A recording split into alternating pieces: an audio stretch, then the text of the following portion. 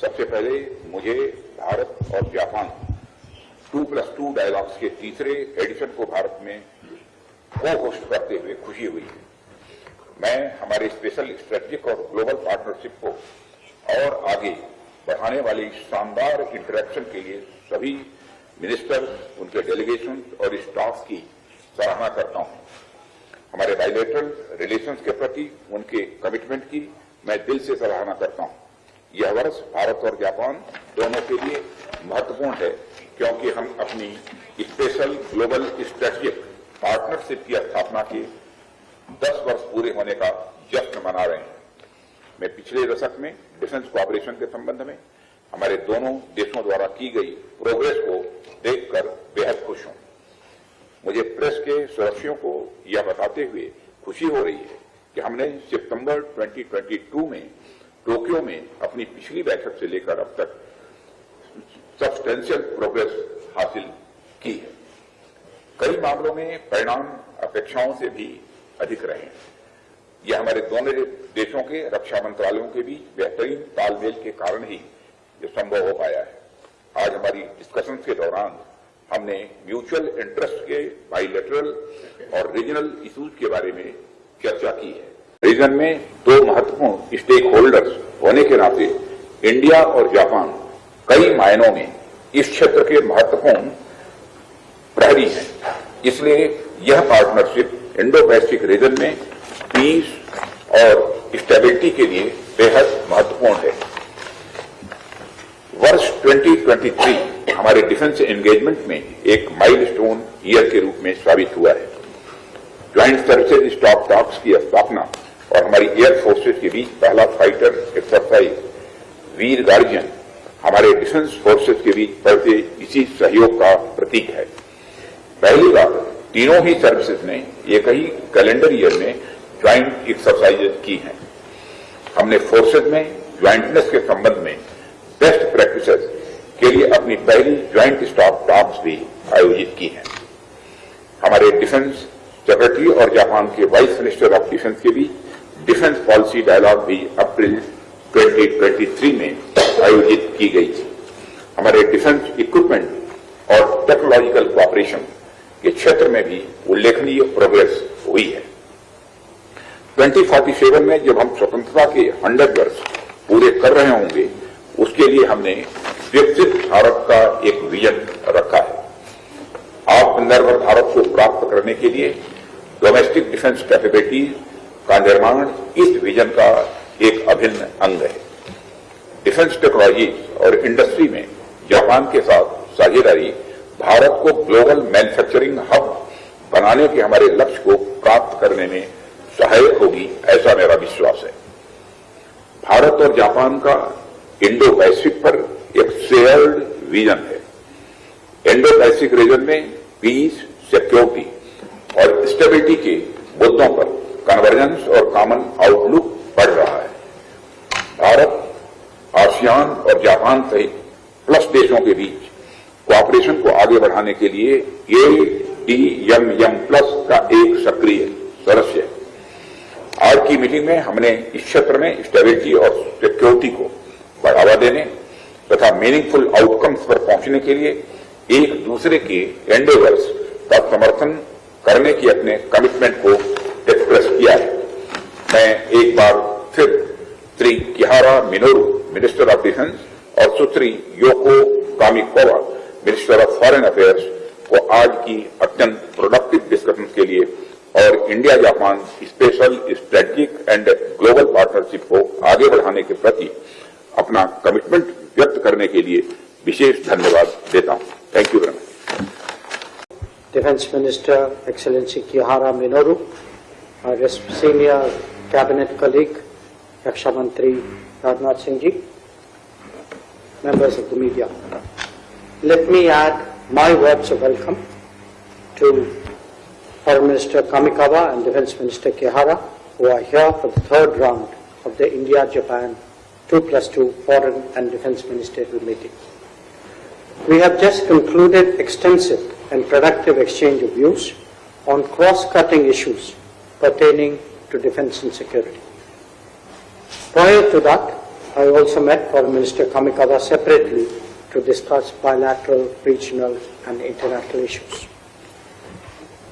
The regional and global environment around us have evolved considerably since we met last in Tokyo 2 years ago. There is further complexity and volatility in the Indo-Pacific region and the world at large. Our economic landscape is also more complex, making transparency, predictability and resilience an essential part of our security. The world of technology may present new opportunities, but they have also thrown up new challenges. Our 2+2 dialogue today was an occasion to share assessments and agree on cooperation in this regard.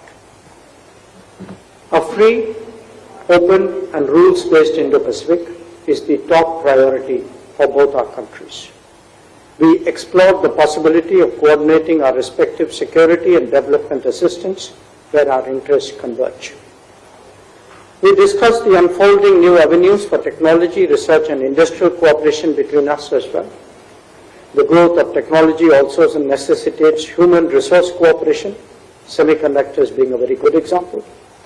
This is crucial for our diversification and de-risking efforts, for our economic and technology security overall, and for sustained economic resilience of the world. We are also considering a dialogue that will seek to give shape to these common objectives. Such trust-based collaboration in emerging technologies, including in the field of defense, will progress best when our approaches to technology sharing evolve. To this end, I requested our Japanese colleagues to look into regulatory bottlenecks that currently exist. India and Japan are resolute in our opposition to terrorism, including cross-border terrorism. We discussed strengthening our capacity building cooperation, including on dealing with challenges emanating in cyberspace and through the misuse of digital technologies. We have underlined our interest in deepening information sharing and cooperation for protection of critical information infrastructure. I appreciate Minister Kamikawa's determined effort to highlight the role of women for peace and security. India is the very first country to operationalize UN Security Council Resolution 1325. I am happy to announce that we will be holding a first ever UN peacekeeping for women officers of the Global South conference in the first half of 2025. Given Foreign Minister Kamikawa's leadership on this matter, I extended a special invitation to Japan to join this conference. As members of the G4, India and Japan have been in the forefront of the advocacy for reform multilateralism. In the meeting today with Foreign Minister Kamikawa, I took stock of the current efforts on the reform of the UN Security Council and underlined the need for our united effort. This year marks the 10th anniversary of the India-Japan Strategic and Global Partnership. Our relations have matured since then. We agreed today to task our officials with preparing a new framework for security cooperation. I also share our desire for a new vision for our overall partnership that orients our relations in line with our evolving national goals and priorities. Let me express my appreciation for Japan's involvement in the development of the Northeast region of India through the India-Japan Act East Forum. I requested Foreign Minister Kamikawa for a continued support. We also discussed progressing the high-speed railway cooperation. Our strategic partnership needs to be anchored in more robust people-to-people engagement. We discussed expanding the flow of skills and talents as also of students and tourists. Policy changes to enable this are a priority. I am happy to share with you that in order to nurture our growing people-to-people ties, we will open a new consulate in the city of Fukuoka.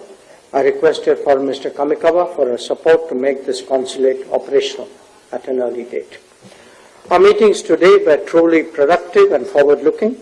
The discussions at the 2+2 meeting have paved the way for a robust agenda of cooperation on cross-cutting defense and foreign policy issues.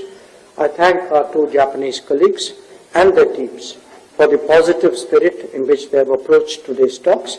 I deeply appreciate their support and commitment and look forward to working with them to build a better future for ourselves and for our shared region. Thank you. Request from Foreign Minister of Japan, Her Excellency Yogo Kamikawa, to deliver remarks to the meeting. ありがとうございます。本日、外務大臣就任後、初めてインドを訪問し、木原防衛大臣、ジャイシャンカル外務大臣、およびシェン国防大臣とともに、第3回日印 2+2 を開催しました。前回2022年の安全保障環境は厳しさを増しており、グローバルガバナンスの在り方 to consider the desirable global governance architecture. Against such backdrop, Japan and India, with ties that date back far into the past and historical record of democracy, are expected to contribute to the peace and stability of the Indo-Pacific and the world as partners co-creating new solutions. At this 2+2 meeting, as the world stands at a historical juncture, the two sides reaffirmed our strong determination to cooperate towards regional peace and prosperity. Also, as we coordinate towards Prime Minister Modi's visit to Japan as part of the annual mutual visit, we had a candid discussion on the specific way forward in security and defense cooperation. I wish to highlight two items as outcome of the 2+2. First, we concurred to deepen our cooperation towards the realization of a free and open Indo-Pacific, FOIP. At today's meeting, we reaffirmed our commitment to object to unilateral attempts to change status quo by force and to uphold and strengthen the free and open international order based on the rule of law. We shared our position on the importance of stressing the basic concept of defending human dignity. We also discussed the importance of cooperation with ASEAN and confirmed that Japan and India shall continue to support ASEAN unity and centrality and attach importance to concrete projects in cooperation with the ASEAN outlook on the Indo-Pacific. Second, we exchanged views on progress made in bilateral security and defense cooperation. As the state of international affairs becomes more challenging, in light of the significance of Japan-India cooperation, we concurred to revise the 2008 Joint Declaration on Security Cooperation between Japan and India. Based on a mid to long-term perspective of our bilateral security and defense cooperation, our teams will work on the revision. We also agreed that security and economic security are inseparable. And regarding supply chain, we agreed to further strengthen our cooperation in economic security. I will leave it to Minister Kihara to explain the details of concrete cooperation in defense, but will note that we concurred to accelerate efforts in joint trainings and defense equipment and technology cooperation. One subject that I have constantly prioritized since becoming Foreign Minister is WPS, and we confirmed the importance of this subject. With India sending female personnel to the UNPKO, we will explore cooperation in this area. We also exchanged views on regional and global situations, including the East and South China Seas, North Korea, and South Asia, and agreed to coordinate our efforts. Through the special strategic and global partnership between Japan and India, our two countries will continue to work together to maintain and strengthen peace and prosperity of the global community. Thank you. It was extremely gratifying to hold the third 2+2. While enjoying the kind hospitality by Minister Singh and Minister Jaishankar, I had a meaningful discussion with both the ministers during the Defense Ministers meeting and then the 2+2. Regarding Japan-India bilateral security and defense cooperation, I welcome the steady accumulation of achievements, and we concurred to further deepen and advance this relation. On the bilateral and multilateral joint exercises, we welcome that Japan-India joint exercises between all the services of land, sea and air are continuing, and with respect to the first multilateral joint fighter exercise, Taran Shakti, starting next week to be hosted by India, we welcome the steady progress of preparation for the first stopover by the Air Self-Defense Forces fighter jet in India. We also discussed our defense equipment and technology cooperation regarding the Unified Complex Radio Antenna, UNICORN, to be equipped on vessels. We appreciated the progress of bilateral coordination towards the transfer of the equipment and agreed to further deepen our bilateral defense equipment and technology cooperation by leveraging this opportunity.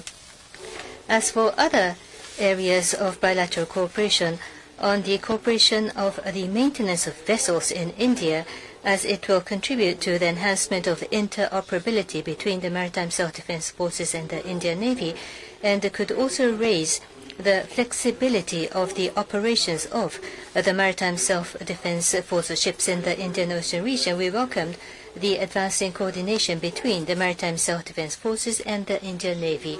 We also discussed wide-ranging regional issues and affirmed that unilateral changes to the status quo by force is not acceptable wherever it may be. I myself underscored the importance of strengthening our cooperation with like-minded countries in order to ensure regional peace and stability. Based on today's outcome, I am determined to work closely with Minister Singh and Minister Jaishankar and to further deepen our bilateral cooperation and to move towards the peace and stability of the international community. Thank you.